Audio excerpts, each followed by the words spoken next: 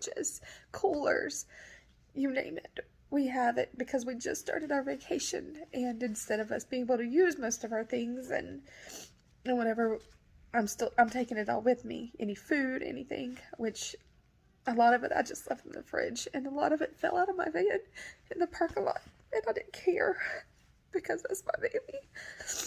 But I didn't know what else to do, because at this point they said he was going to be airlifted to the next hospital, which was Johns Hopkins All Children's Hospital in St. Pete's, which was 40 minutes away from where we were staying.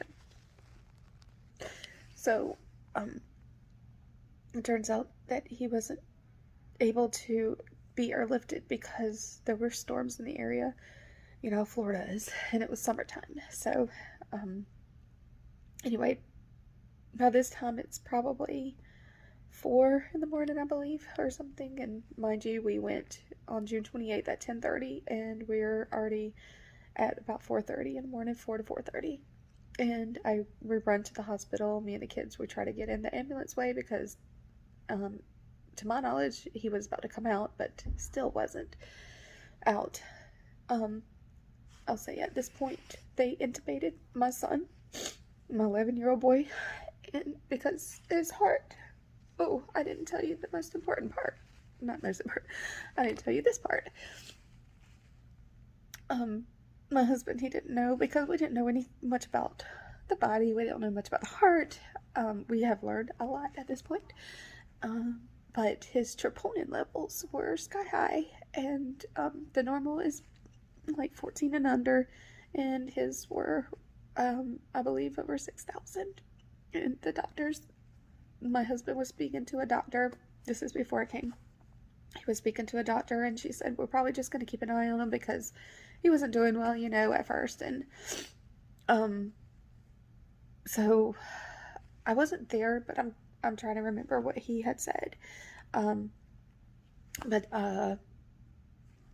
apparently these other doctors came running in the room and told this other doctor to hush her mouth because they need to speak. And she's like, I'm just telling them. And he's like, just stop, don't talk anymore. His heart is being attacked. We don't know what's wrong, but it's being attacked by something. His troponin levels are way too high, and he needs to go now. And I think it scared Andrew at this point. Like, he was still, like he was still okay, not okay, but he was coherent at this point. And that's when they told him that he needs to be airlifted. And I think that raised his anxiety, and I think that caused something to happen too, that at that point it just wasn't working. Like, his heart it just wasn't good. I think they were just like, we gotta intubate him because we need his heart to rest. And so he was on full life support at this point. And so me and the kids, we go in. My husband, he's crying hard, and my kids talk to Andrew. The next part of this video will not be easy to watch. I have blurred out faces in respect of my son Andrew. This was the most painful night of our lives, and we had to go through this. But I felt like I need to share with you because this is myocarditis.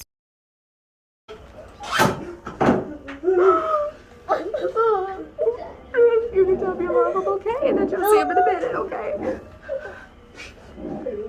Okay. Come on, baby boy. You want to talk to your mom? Yeah. Right up here. Be careful. You can touch him. Thank you. There you go.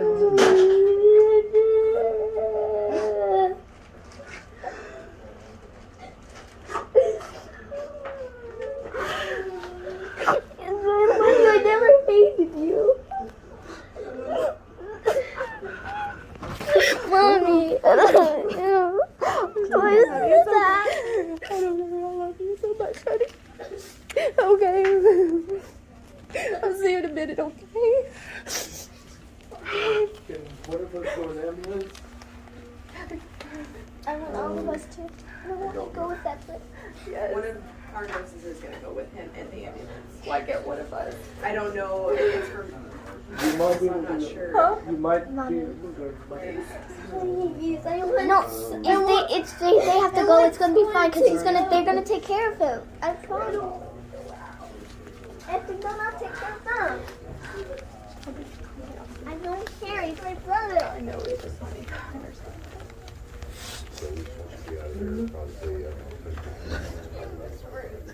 I don't want to go that way. I'm not going there.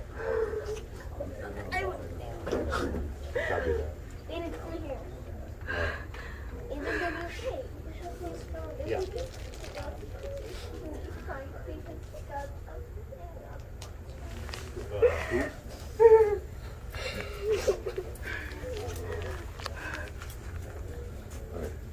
Obviously, he can't hear us. It doesn't look good at all. And I'm not gonna tell my baby. I wasn't gonna do it. I'd just gone through this back in March with my husband, and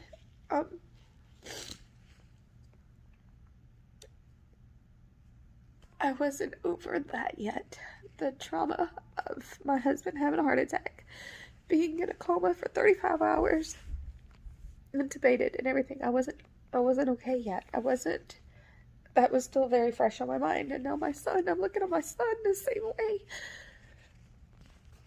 I couldn't even believe this was happening though. It's like, this has to be some dream. It has to be a nightmare that this is happening again to me, to my family, that I have to witness this, and that my younger kids have to witness this, and my husband. But through this, I do believe that the Lord prepared me. I think he prepared me through my husband. Because when my husband had a heart attack, my son Andrew was with me, and I just imagined him right beside me in the van saying, "Mommy, it's gonna be okay. Don't worry. It's gonna be okay." The doctors and nurses said my husband can't drive. They said it'll be best if you drive to the hospital and he ride with us. And I said, I agree. One parent can go. With my opinion, I'm not saying I think Dad should go. He's been here the whole time. Are you okay with that? Yeah, I'm fine, but she... It's okay, honey. I think you know. Because you know why. Okay. I didn't get to you. Probably. I'll be right behind you guys. So what do you want to get the... And, so me and the younger kids, we leave, and my daughter showed me, she is so encouraging, and she said the Lord is going to help him. He's going to be okay. Mommy, don't worry. I said, you're exactly right. He is going to be okay. And we trust the Lord in this. So,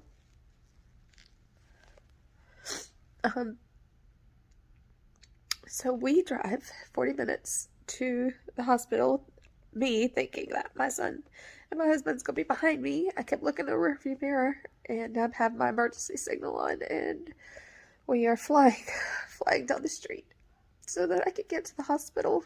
So when he comes, well, I beat them to the hospital. Apparently, the stretcher he was on didn't work for the ambulance, so they were having issues. Anyway, I go to the ER. They take me to the floor that Andrew was going to come on, which was PQ. And this is, at this point, is 6:30 in the morning. And we sit there for an hour.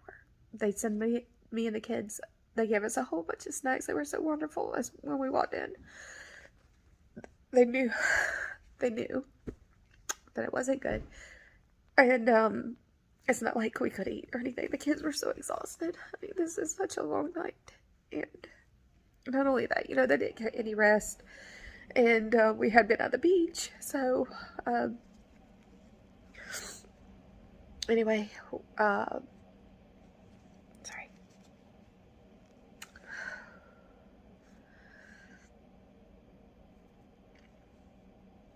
I go to the consultation room, that's where they put me and the kids until Andrew came, my husband. He finally wrote me because I was like, where are y'all? We had sat there waiting in the consultation room for an hour. And he finally came. I saw them come in. And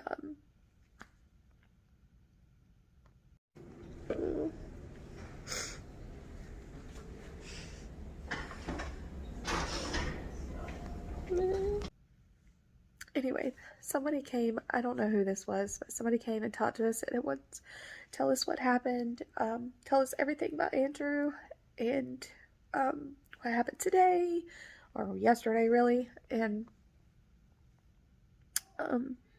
so we just gave every information that we knew. Wasn't really much. He was fine, besides, thinking that he has asthma, that it was asthma related, thinking that maybe he was overheated.